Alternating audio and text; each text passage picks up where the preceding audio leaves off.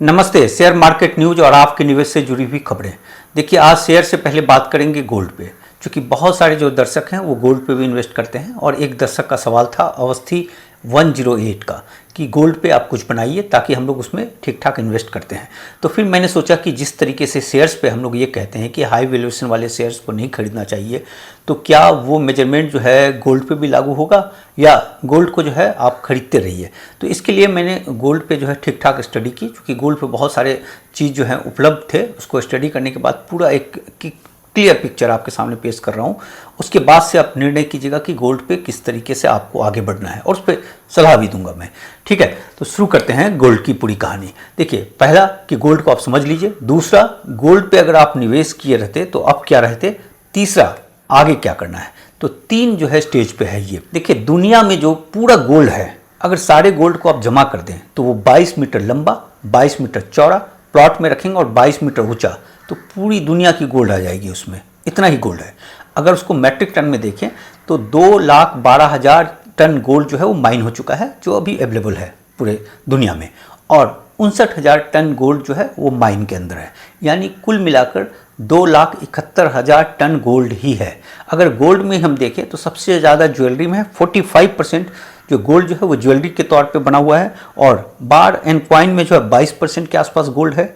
और जो है सेंट्रल बैंक, जो तमाम दुनिया के जो सेंट्रल बैंक है, जैसे हमारे यहाँ RBI सेंट्रल बैंक है, उस तरह से जो बैंक हैं जिसने गोल्ड खरीद रखा है, अभी हाल के दिनों में काफ़ी खरीदा है, तो उसके पास 17% के आसपास गोल्ड है। कि जितनी ज्वेलरी हैं, ज्वेलरी में कितना है, 96,000 टन गोल्ड है। उसमें से 50% जो है इंडिया और चाइना के पास है सबसे ज़्यादा। और एक रिपोर्ट आई थी कि भारत के घरों में जो लीगल ऑफिशियल जो गोल्ड है वो 27,000 टन गोल्ड है जो है। पूरे सेंट्रल बैंक के पास जो है 37,000 टन गोल्ड है पूरी दुनिया का।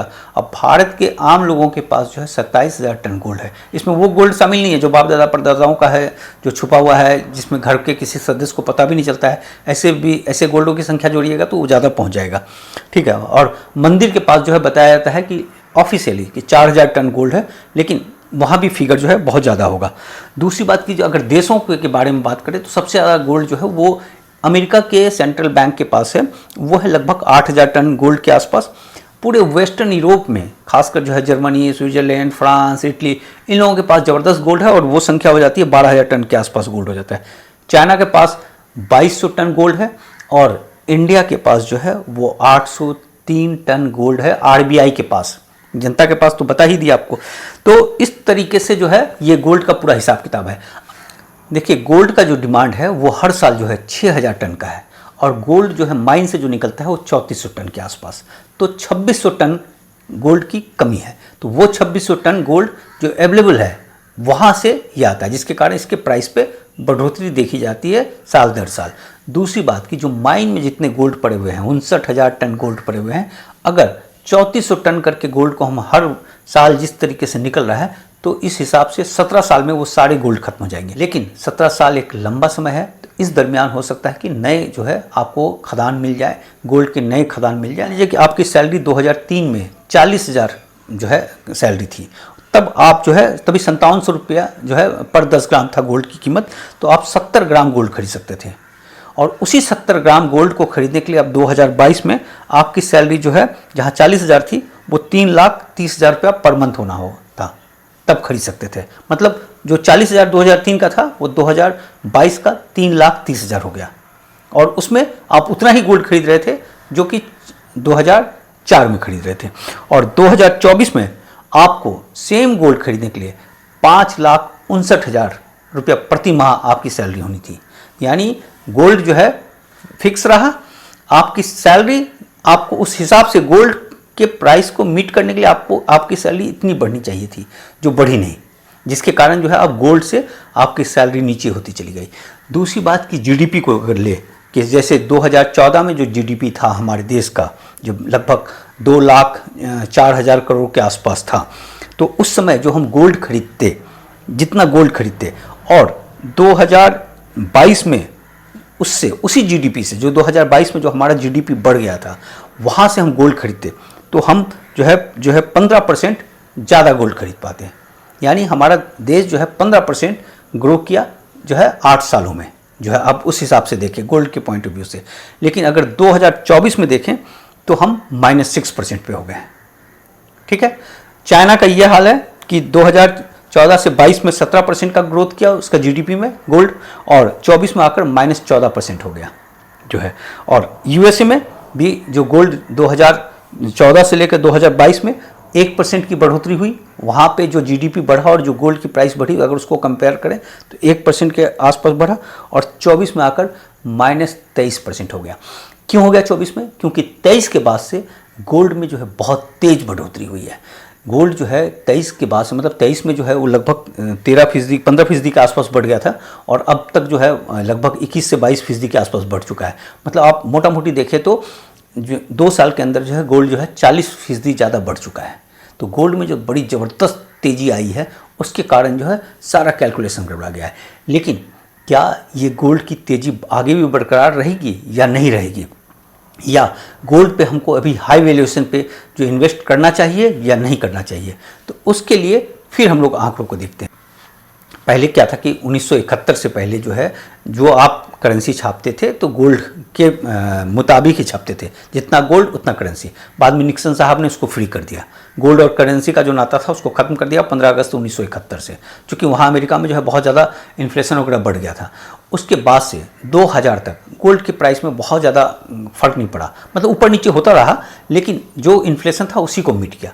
2000 के बाद से गोल्ड में तेजी आनी शुरू। आपके समय जो इन्फ्लेशन बहुत ज़बरदस्त बढ़ गया था, तो उस समय जो है गोल्ड 1973 से लेकर 1979 तक 35% भागा था। मतलब 6 साल में 35% गोल्ड की कीमत भाग गई थी। उसके बाद से क्या हुआ कि 80 से, जब इन्फ्लेशन उसमें 6.5% था, भाग गया, पहले तो भाग गया, उसके बाद से 80 से लेकर 84 तक जो है 4 सालों में गोल्ड जो है 10% नीचे गिरा। यानी 73 से 79 तक में जितनी रैली लिया था गोल्ड ने, उसको जो है बैलेंस कर दिया आकर 80 से 84 में, क्योंकि गोल्ड का जो CAGR है वो 12% के आसपास का है। जो एवरेज जो रहा है अब तक वो 12 से 12.5% के आसपास का ही CAGR है उसका। तो उसके हिसाब से वो इकॉनमी के चाल के हिसाब से उसको बैलेंस कर दिया। दूसरी बात की हुई कि जो रिसेशन आया 2008 में, उसके बाद से गोल्ड की कीमत में बड़ी तेज़ बढ़ोतरी हुई थी, और 2008 से लेकर 12 तक में जो है गोल्ड जो है 71% भाग गया था, 71% की तेज़ी आई। और उसके बाद से 2012 से लेकर 2021 तक जो है 22 से गोल्ड फिर थोड़ा थोड़ा चढ़ना शुरू हुआ, 2021 तक जो है गोल्ड का जो रिटर्न आया वो 5% CAGR का रहा। यानी आपने जो 2008 से 12 तक जो गोल्ड ने रैली ली थी 71% की, उसको जो है 2012 से लेकर 2021 तक में उसको बैलेंस कर। इन्फ्लेशन के डर से जब गोल्ड खरीदा जाता है तो उसके बाद से ये जो हिस्ट्री में जो रिकॉर्ड रहा है कि गोल्ड जो है फिर उसमें स्थिर हो जाती है या गोल्ड में कमी आ जाता है, और उसके बाद जाकर ऑन एन एवरेज वो आपको बैलेंस करके 12 से 12.5% का CAGR देता है। ठीक है, अब आते हैं अभी 21 के बाद से, मतलब 22, 23, 24 में जो गोल्ड में तेज़ी आनी शुरू हुई है, खासकर 23 और 24 में बहुत तेज़ आ गई, क्योंकि उसमें एक बात हो गया कि इन्फ्लेशन बहुत ज़बरदस्त बढ़ गया था। अमेरिका का इन्फ्लेशन जो है 9% के आसपास चला गया था। देश में हर जगह जो है थोड़े थोड़े इन्फ्लेशन बहुत ज़्यादा बढ़ गए थे।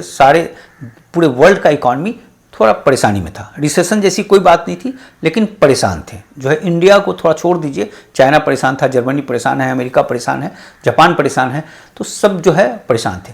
उसके बाद से गोल्ड के प्राइस में जो है तेज़ी आनी शुरू की, जो है बड़ी ज़बरदस्त तेज़ी आ गई। मतलब वो तेज़ी आई है जो कि 73 से 79 के समय था जो है, और जो है 2008 से लेकर 2012 के समय था। और उसके बाद से वो हिस्ट्री बताता है कि गोल्ड के प्राइस में नरमी आ गई। तो इस पॉइंट ऑफ व्यू से जो गोल्ड की जो तेज़ी अभी चल रही है, हो सकता है कि कुछ दिन और चले, उसके बाद से इसमें एक ठहराव आएगा या इसमें एक नरमी देखी जा सकती है। तो ऐसे में आप जब गोल्ड में आप इन्वेस्ट कर रहे हैं, सपोज कि आपको 10% अपने पोर्टफोलियो का रखना है, तो आप हर महीने जो अपने 5% पैसे को निकाल लीजिए और उसको हर महीने जो है थोड़ा थोड़ा करके गोल्ड को खरीदते जाइए।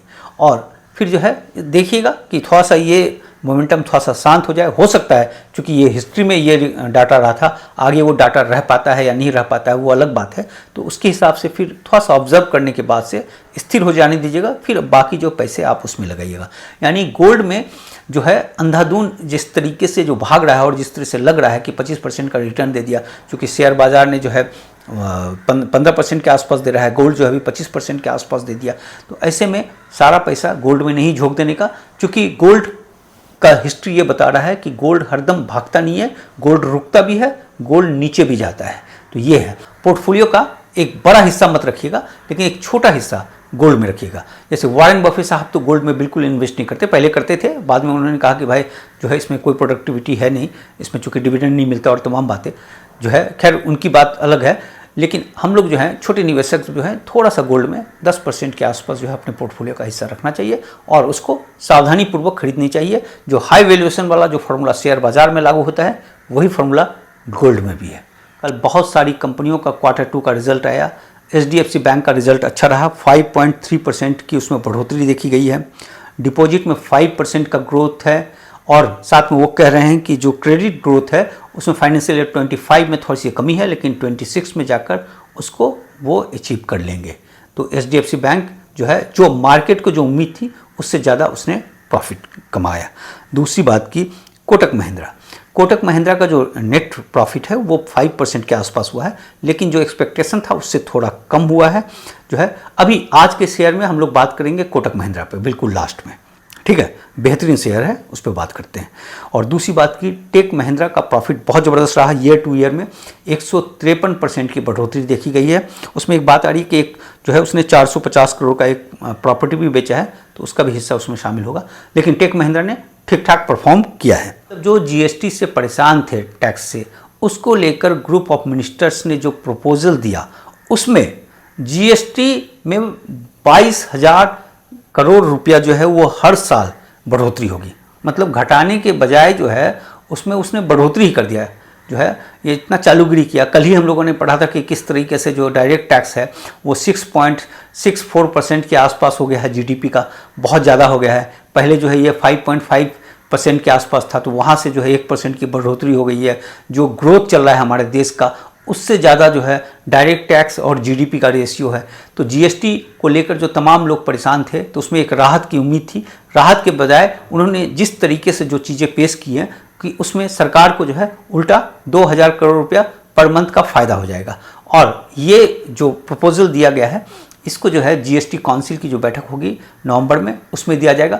फिर फाइनल डिसीजन होगा कि उसको लागू किया जाए या ना किया जाए। कि ये जो मांग अक्सर उठ रही थी, गडकरी साहब ने भी कहा था कि जो इंश्योरेंस वाले सेक्टर को जो है, उसमें जो हेल्थ इंश्योरेंस है, जो लाइफ टर्म इंश्योरेंस है, उसको जो है GST के दायरे से अलग रखना चाहिए। तो उसको लेकर एक प्रपोजल आया है कि 5 लाख से कम अगर आपका इंश्योरेंस है, हेल्थ और लाइफ इंश्योरेंस, और आप सीनियर सिटीजन हैं, तो उसको GST के दायरे से बाहर रखा जाएगा, बाकी लोगों के लिए लगेगा।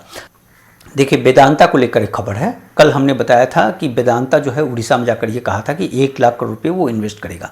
कल राजस्थान में जाकर उसने बताया कि 1 लाख करोड़ जो है वो राजस्थान में इन्वेस्ट करेगा। तो इस तरीके से वेदांता ने 2 लाख करोड़ इन्वेस्टमेंट का ऐलान किया। वेदांता की कुल कंपनी जो है वो लगभग 2 लाख करोड़ से नीचे की है और जो है प्रॉफिट तो उसका ठीक ठाक चल रहा है जो भी है, लेकिन 100% शेयर जो है उसका प्लीज किया हुआ है और वो डिविडेंड ट्रिक करता है, क्योंकि डिविडेंड जो है जमकर देता है, लोन लेकर डिविडेंड देता है। और डिविडेंड में सबसे बड़ी जो फ़ायदा है कि उसका हिस्सेदारी जो है 56% के आसपास है। तो जितना भी डिविडेंड का ऐलान हुआ 4,000 करोड़ का हो गया, तो 2,200 करोड़ जो है उसके घर में चले गए, 1,800 करोड़ जो है बाकी जनता के बीच बीचा। तो ऐसे जो है कंपनी का इस तरीके से जो ऐलान, ये पैसे कहाँ से जमा करेगा, क्या करेगा, ये सब देखने की बात है। इस पूरा मैंने वीडियो बनाया हुआ है वेदांता पे, आप उसको जाकर देख सकते हैं। आज का शेयर बात करते हैं कोटक महिंद्रा। देखिए, कोटक महिंद्रा एक बेहतरीन शेयर है। सिर्फ ये एजुकेशनल पर्पस से है। जो भी कीजिएगा आप SEBI रजिस्टर्ड ब्रोकर से पूछ पाछ के ही कीजिएगा। देखिए, एक तो है कि इसका मैनेजमेंट बहुत ज़बरदस्त है, बहुत ही शानदार मैनेजमेंट है। देश के जो बेहतरीन मैनेजमेंट में से एक मैनेजमेंट जो है कोटक महिंद्रा बैंक का भी है। अब इसका जो प्रॉफिट हुआ है वो 5% का राइज हुआ है, थोड़ा कम हुआ था, बाजार को ज़्यादा उम्मीद थी। ईयर टू ईयर में जो है 13% का जो है उसमें बढ़ोतरी देखा गया। कस्टमर जो है इसके 18% बढ़े हैं और डिपॉजिट जो है, जो डिपॉजिट से जो फेस कर रहा है बैंक, उसमें जो है लगभग 16% की वृद्धि हुई है ईयर टू ईयर में, ठीक है। और म्यूचुअल फंड जो चलाते हैं ये, वो हो गया है इसका पूरा टोटल जो है कैपिटल इसका 6.81 लाख करोड़ का, और उसमें 37% की बढ़ोतरी है ईयर टू ईयर में। अब जो कंपनी के हेल्थ के बारे में बात कर लें तो इनका मार्केट कैपिटलाइजेशन जो है वो 3,71,000 करोड़ का है। बैंक में ROE देखा जाता है 15% का ROE है, ये अच्छा है, बहुत अच्छा है, 10 के ऊपर अच्छा माना जाता है जो है। और पब्लिक के पास होल्डिंग है 13% के आसपास, प्रोमोटर जो है वो है 25.9% जो है, 26% से ज़्यादा रख नहीं सकते, तो वो है इसमें। DIs के पास जो है 28% है हिस्सेदारी, और इसमें उसने अभी हाल में थोड़ा शेयर खरीदा भी है। और FIs के पास जो है 33.4% है जो है हिस्सेदारी, और उसने भी हाल में शेयर खरीदा है, मतलब दोनों ने इसमें शेयर खरीदा है। बुक वैल्यू जो है इसका 654 का है, और ये 2.86 टाइम्स अभी महंगा है। इसका प्रॉफिट ग्रोथ का जो CAGR है वो 20% का है, और ये साल दर साल जो है प्रॉफिट अच्छा खासा कमा लेता है, मतलब हर साल जो है 2,000 से 3,000 करोड़ की बढ़ोतरी देखी जा रही है उसके प्रॉफिट में। 22 में जो है उसने 12,000 करोड़ के आसपास प्रॉफिट किया था, 23 में 15,000 करोड़ के आसपास, 24 में 18,000 करोड़ के आसपास, और अब तक जो है वो 22,000 करोड़ का प्रॉफिट कर चुका है, 200 DMA के ऊपर है। अब इस शेयर्स में क्या, रजिस्टर्ड ब्रोकर से पूछपाछ के ही कीजिएगा, मेरे तरफ से सिर्फ एजुकेशनल पर्पज से है, क्योंकि जो मैं करता हूं वो मैंने आपको बताया। अंत में देखिए, आप लोगों के बहुत सारे सवाल आ रहे हैं और अच्छे सवाल होते हैं, तो मैंने सोचा कि इन सवालों पे जो है एक वीडियो बनाया जाए। तो 1 नवंबर से जो है एक छोटा सा रिकॉर्डेड शो होगा, वो जो है 8 मिनट के आसपास रखूँगा, ज़्यादा बड़ा नहीं रखूँगा, और उसमें जो आपके जो सवाल होंगे उसको मैं लूँगा जो है, और उस पर जो आपका जो कन्फ्यूजन है उसको मैं दूर करने की कोशिश करूँगा। ठीक है, तो बने रहिएगा, सब्सक्राइब कीजिए, लाइक कीजिए जो है। और देखिए, जब वीडियो आप देखते हैं ना तो देखने के बाद लाइक कर दिया कीजिए, तो उससे क्या होगा कि थोड़ा सा ज़्यादा लोगों तक पहुँचेगा। देखिए, मैं तो बिल्कुल सिर्फ यही चीज़ मांगता हूँ आपसे, है ना। कोई पोर्टफोलियो तो मेरे को कोई PMS तो चलाना है नहीं, कोई स्मॉल कैप लार्ज कैप वाला कोई इस तरह का कुछ तो कर नहीं रहा हूँ, और करना भी नहीं है मुझे। मेरे पास मुझे जो भी थोड़ी बहुत जो भी जानकारी है वो मैं आपके साथ साझा करूँगा, तो ये मेरी कोशिश है। ठीक है, बस इतनी ही खबर है आज, कल मिलते हैं।